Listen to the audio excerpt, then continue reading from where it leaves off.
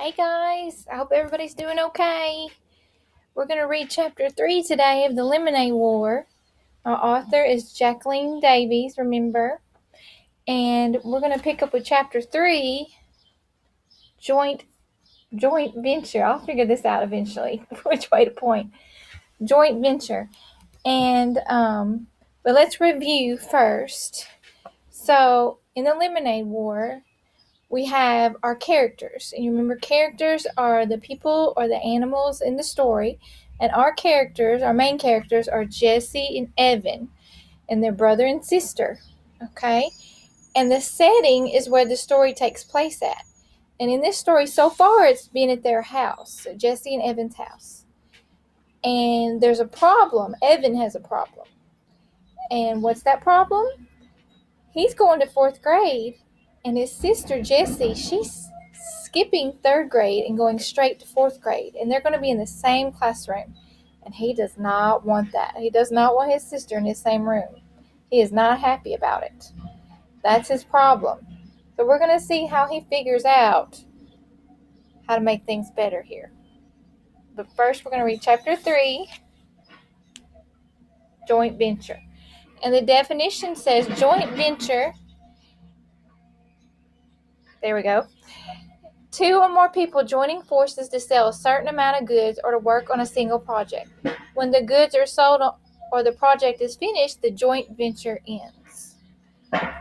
So if you remember, when we left off, Evan was going to make a lemonade stand with his buddy Scott. So let's see what happens. Your sister is really... Shut up, said Evan. Huh? Just shut up. She's okay. She doesn't look. She's okay. She'll just shut up. Yeah, okay, said Scott, holding up his free hand to show he meant peace. Evan was getting abused on both sides.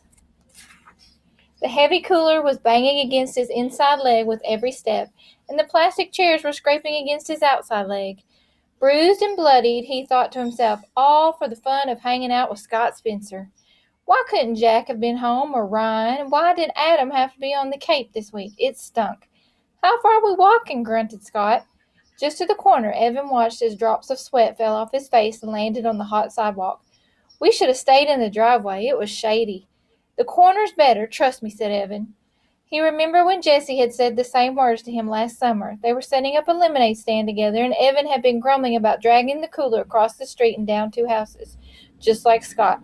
But Jessie had insisted. There's sidewalk on this side, she said, so we'll get the foot traffic coming in both directions, and people in cars coming around the curve will have time to see us and slow down. Besides, there's a bunch of little kids on the side street, and their mothers won't want them crossing Damon Road. The corner's better, trust me. And she was right. They'd made a ton of money that afternoon. It took 10 seconds to set up the lemonade stand. Evan unfolded the chairs and set one on each side of the cooler. Scott tilted the sign toward the street for maximum effect. Then they both sat down. Man, is it hot, said Evan. He took off his baseball cap and wiped his sweat from his face with his shirt. Then he grabbed an ice cube from the cooler and balanced it on his head and stuck his cap on it. Yes, said Scott, I'm thirsty, and he reached into the paper bag and pulled out a cup. It was one of those large red plastic cups that vendors use at professional baseball games. Then Scott took one of the pitchers from the cooler and filled the cup to the brim with lemonade. Hey, not so much, said Evan, pouring himself a cup too, but only part way, and he gulped down half of his drink. Not bad, he thought. He noticed a dead fruit fly floating on the top. His mom had been battling a mad fruit fly infestation ever since the weather had turned really warm.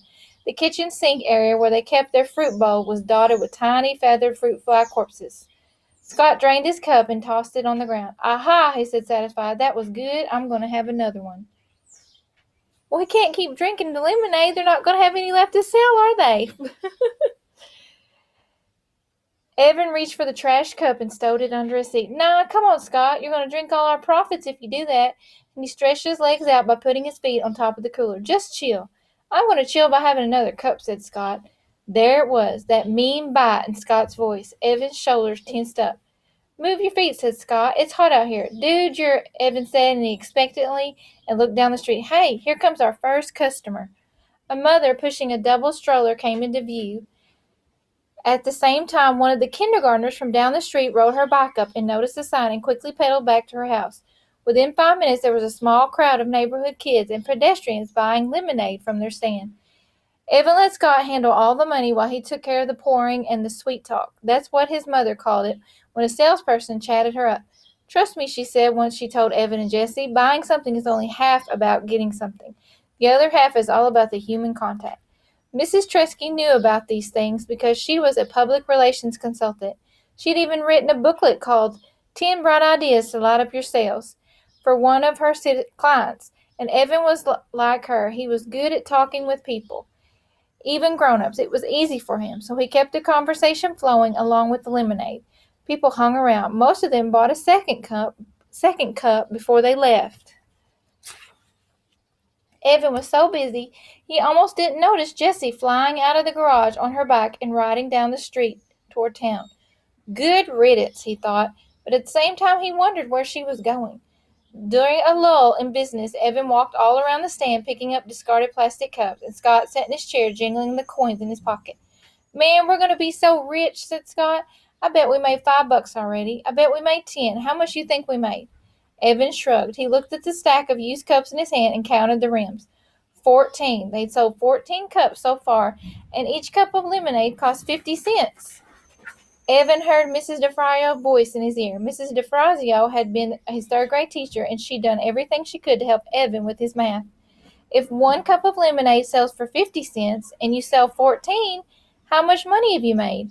Word problems. Evan hated word problems. And this one was impossible anyway. He was pretty sure the right equation was 14 times 50. See that? 14 times 50.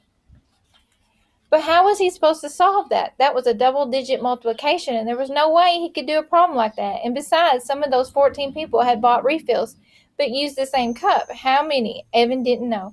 Still, he knew they'd make a pretty good amount of money. That estimate was close enough for him. How much do you think we could make if we sold it all? Asked Scott. I don't know, said Evan. Maybe $20? That sounded high even to him, but Evan was optimistic.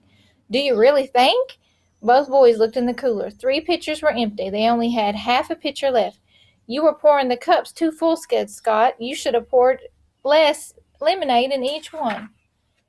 You're the one that brought the huge plastic cups. You could fit a gallon in one of those, said Evan. Besides, I wasn't going to be chintzy.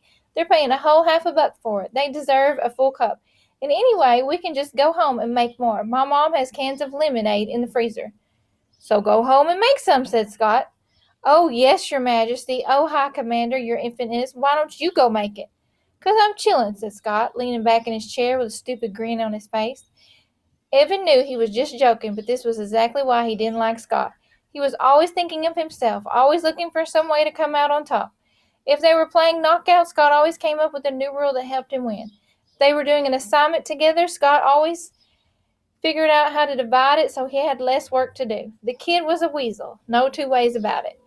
But everyone else was out of town, and Evan didn't want to spend the day alone. And Jesse was on his poop list, his mom called it, when the dog did something he wasn't supposed to do. Evan might never play with Jesse again. He's still mad at her. Evan crossed the street and went into the house, and he was surprised to find there was no more cans of lemonade in the freezer. Wow, there had been so many this morning. Luckily, there was a can of grape juice in the freezer and a bottle of ginger ale in the fridge. It'll work, he thought. People just want a cold drink. They don't care if it's lemonade. He mixed up the grape juice at the sink. The fruit flies were more out of control than ever, thanks to the lemonade the boys had dribbled on the countertop. Evan swatted a couple, but most of them drifted out of his reach and settled on the fruit bowl. He wished his mother believed in chemical warfare, but for Mrs. Tresky it was all natural or nothing, usually nothing. When he went back outside to the lemonade stand, Evan noticed that the last pitcher was turned upside down on the cooler. Oh, come on, Scott, he said. What? It was hot. And you said we could always make more. Yeah, well, we didn't have as much in the house as I thought. I got grape juice and ginger ale. I hate ginger ale, Scott said. I wouldn't give you a penny for it. It turned out that a lot of people felt the same way. Business was definitely slower, and the day got hotter, and the sun beat down on them so ferociously that it was easy to imagine the sidewalk cracking open and swallowing them. Fanning himself, Evan said, How much money you think we could make? I don't know, said Scott, pushing his baseball cap over his eyes. I mean, on a hot day like this, Evan said, silently adding the words tomorrow. If we sold 8 pitchers of lemonade, what do you think we'd each make? 8 pitchers, I don't know, Scott shook his head. His baseball cap face wagged back and forth. Too hot for math, and it's summer. Evan pulled the red pen out of his pocket and started to write on the palm of his hand. So he's doing some math problems here. He's trying to figure out how much money they could make. That didn't seem right. Jessie would know. She'd do that math in a second. Evan capped the pen and jammed it into his pocket. But I bet it's a lot, said Evan. I bet on a hot day like this we could actually make some real money in the lemonade business. Yeah, said Scott. Then we could be rich and I'd get an Xbox, the new one, with all the dual controls. I'd get an iPod, said Evan. He'd been saving for one for over a year, but every time he had some money put away, well, it would just disappeared, like the $10 from Grandma. She'd even written in her card, here's a little something to help you get that music thing you want. But the money was gone. He treated Paul and Ryan to slices of pizza at Townhouse. It had been fun. That would be so great to listen to music. Whenever I want, said Evan. I could tune you out, he added in his own head. They sat in silence, feeling the heat suck away every bit of their energy. Evan was hatching a plan. The heat wave was supposed to last at least 5 days. If he and a friend, not Scott, set up a lemonade stand every day for 5 days, he'd definitely have enough to buy an iPod. He imagined himself wearing it as he walked to school, wearing it on the playground. Hey, Megan, yeah, it's my iPod. Sweet, huh? Wearing it in class when the teacher droned on about fractions and percents. Nah, but it wouldn't be so cool. At least there would be one thing that totally didn't stink about going back to school. After 2 hours, they decided to call it quits, and sales had dropped off fast, and then stopped altogether. Hey, did you notice something? Said Evan, stacking the chairs. What? When we started this stand, most of our business came from that direction. He pointed down the street toward the curve in the road. But after an hour, not one person walked past us from that way. Not one, they all said. No thanks, and they kept walking on. Why do you think? Don't know, said Scott. Boy, you're a real go-getter, said Evan. You know that? Scott socked him in the chest, but Evan defended and knocked Scott's cap off. While Scott was scrambling for his hat, Evan said, just hang here for a minute, okay? And he sat down the street. And as soon as he rounded the curve, he knew why business had fallen off so badly. There was Jessie and Megan Moriarty from his class, and they were standing inside a wooden booth, and their sign said it all. Lemonade, frosty, delicious, thirst-quenching. Wow, only 50 cents per cup.